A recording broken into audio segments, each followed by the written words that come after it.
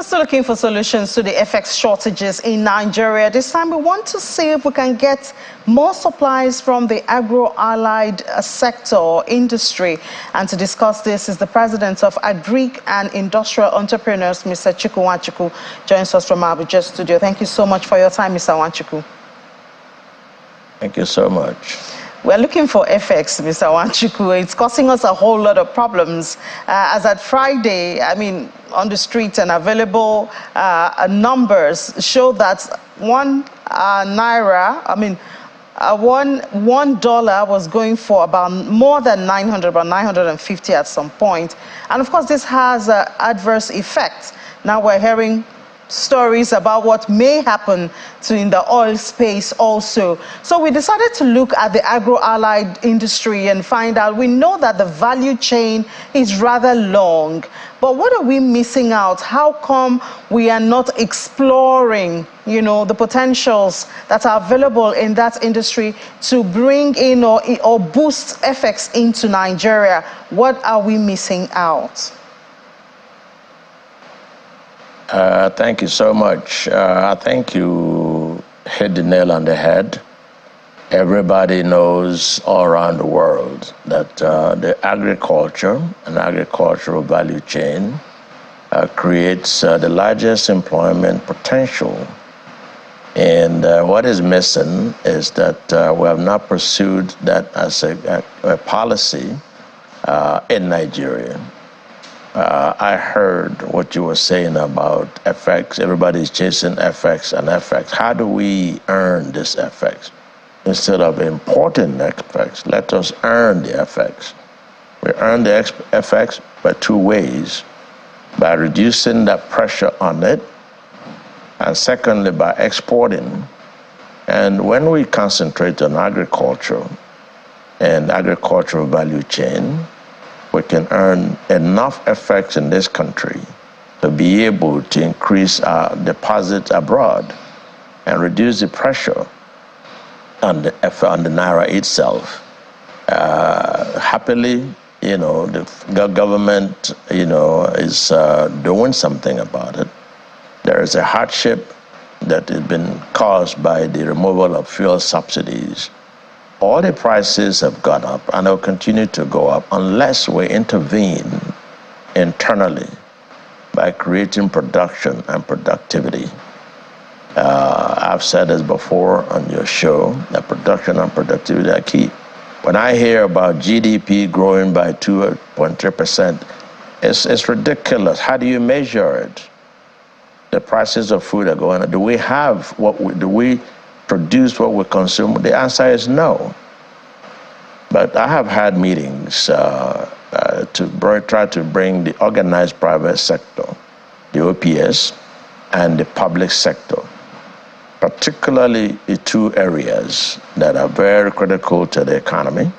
One is the raw materials area, because we can produce raw materials to be able to service their production industries, to be able to serve our domestic consumption. Then we can actually export the excesses.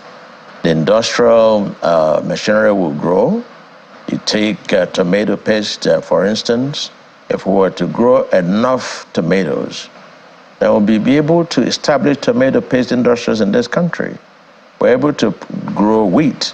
We're able to begin to lessen the cost of production for bread industries. So two agencies of government have come on board and expressed desire to partner with the federal government. One is the Raw Materials Research and Development Council, where they've developed a product called RMBCI, Raw Material Based Clusters Initiative. And the other one is SMIDEN, Small Medium Enterprises Development Agency. They've also come up with a product called OLAP, One Product, One Local Government, one product, where a combination of these, based on the management by entrepreneurs who are actually business owners, who are looking at profit motive, this will go a long way. We're going to produce goods that are of advantageous position in those local governments. And we're going to be targeting at raw materials to power the economy. So those are the critical areas of government. So, Mr. Nwachukwu, I think intervention will go. I know that you started this effort in the last administration. Now we have a new administration. We are hoping, we've seen the ministers go through, or the choice of the president for ministers. We've seen them go through the screening. I think the names have now been submitted, of the screened ministers have now been submitted to the presidency. Who would you like to see? And especially to continue with this talk you have started, so that we get, it's something that we do need now. I don't think it's something that is supposed to be a long-term project, because the country seems to be in a desperate situation at this time. So how far with your talks, how are you connecting it, with the new administration? And who, I don't know if you follow the screening, who among those screened do you think can fit into your vision of what we need in the agricultural space in the country? Well, one would look at, the concept of entrepreneurship. It's an anomaly when you think that somebody who studied agriculture should head the Ministry of Agriculture. No. I think it should be somebody versed in development economics, somebody who understands the concepts of real growth in the economy, using the agricultural value chain. It's like saying you want to take a doctor because he has studied medicine, or you put him in the Ministry of Health. No, he does not understand. He is a practitioner. He is not a manager of the economy. We want to look at people who are managers of the economy. One of the critical failures of governments, of successive administrations, is that when they send ministerial nominees to be cleared, they do not attach portfolios. So these people should be screened based on their core competency area. So if you're going to send somebody to the Minister of Finance, look at his background, her background. If you're going to send somebody to Minister of Agriculture, ask him questions.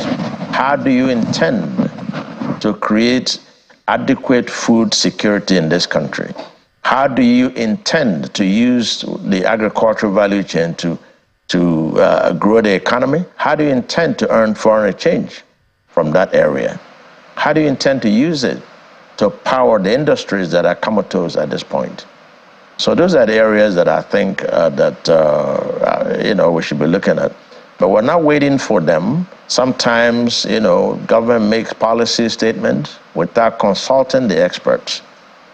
I think you just saw, maybe the speechwriters conceptualize what they think in their head without actually going underground to see how do you put Philip to the president's announcement and pronouncement. So we're developing this thing critically in association with the two agencies of the federal government. And we're hoping that the NLC have spoken with the Nigeria Labour Congress president, and hopefully he'll be on board.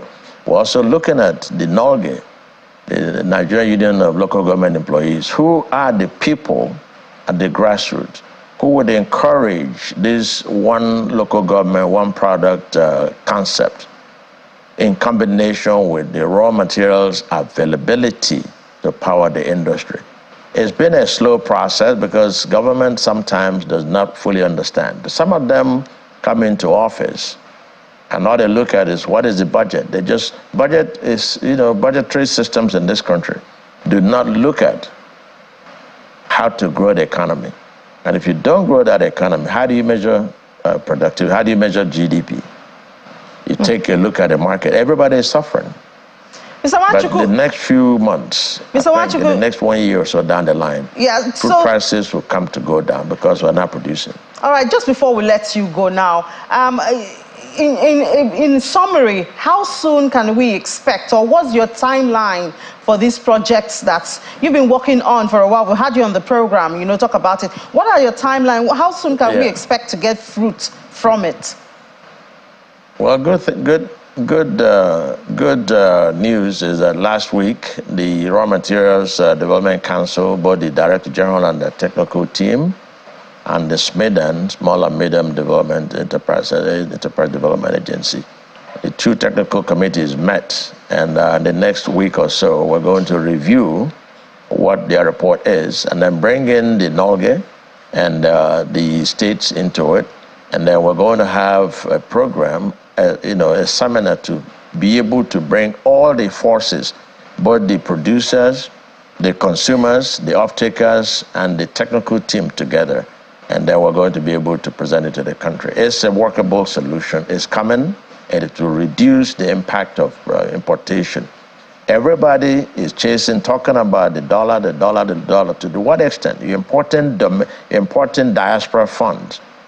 So you just want to talk about bringing funds into Nigeria so you can re-export. And I said the government should stop that policy of always importing what we can produce.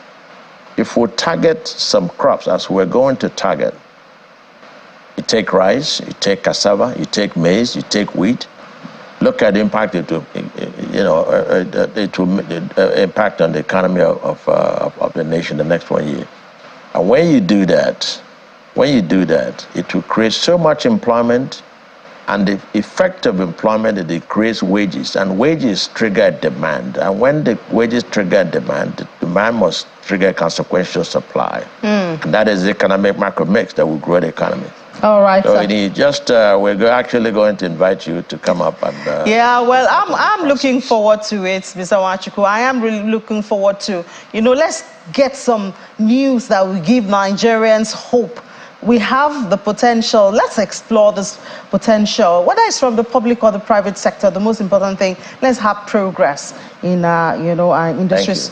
Well, thank you so much, Mr. Nwachukwu, and we certainly wish you the very best. And we hope to get that news that the One Crop, One Community project has taken off very soon. President of Agric and Industrial Entrepreneurs, thank you for your time this morning. Thank you so much.